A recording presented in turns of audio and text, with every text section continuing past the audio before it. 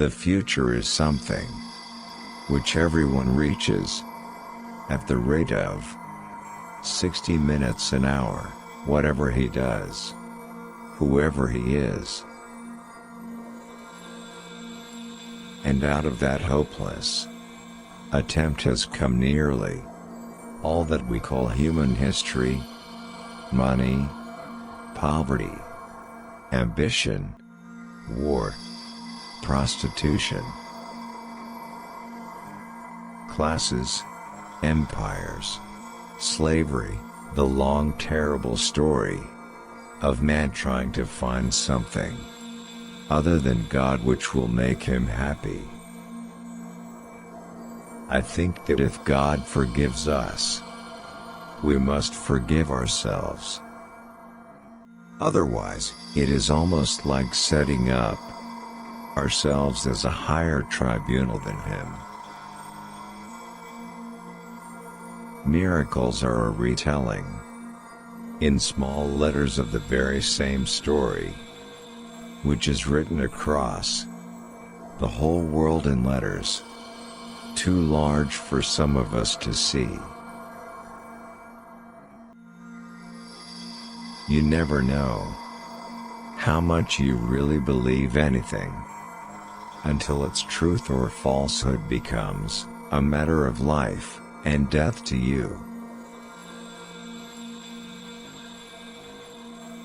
I have come home at last. This is my real country. I belong here. This is the land I have been looking for all my life, though I never knew it till now.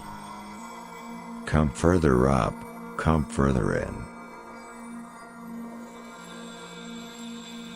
If I find in myself desires which nothing in this world can satisfy, the only logical explanation is that I was made for another world. It is when we notice the dirt that God is most present in us. It is the very sign of His presence. You would not have called to me unless I had been calling to you, said the lion. The pain I feel now is the happiness I had before. That's the deal. As long as you are proud, you cannot know God. A proud man is always looking down on things and people, and, of course, as long as you are looking down, you cannot see something that is above you. Nothing you have not given away will ever really be yours. Friendship is born at the moment when one man says to another, "What? You too? I thought that no one but myself." We live, in fact, in a world starved for solitude, silence, and private, and therefore starved for meditation and true friendship. It is funny how mortals always picture us as putting things into their minds.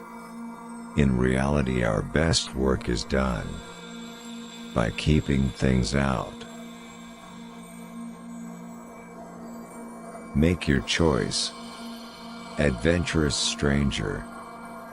Strike the bell and bide the danger, or wonder till it drives you mad. What would have followed if you had? We may ignore, but we can nowhere evade the presence of God.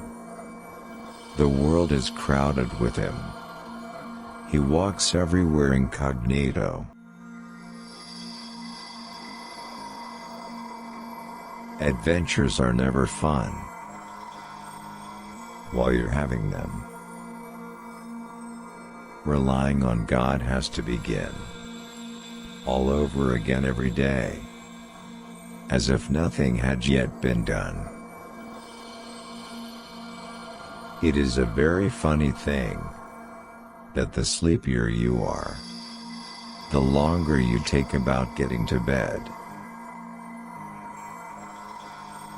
Courage is not simply one of the virtues but the form of every virtue at the testing point, which means at the point of highest reality.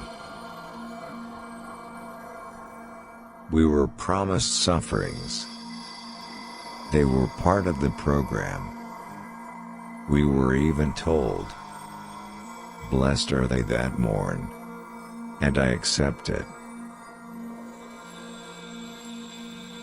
I've got nothing that I hadn't bargained for.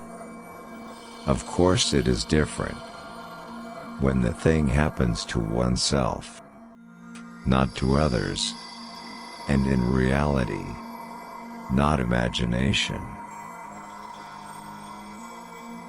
There is but one good, that is God.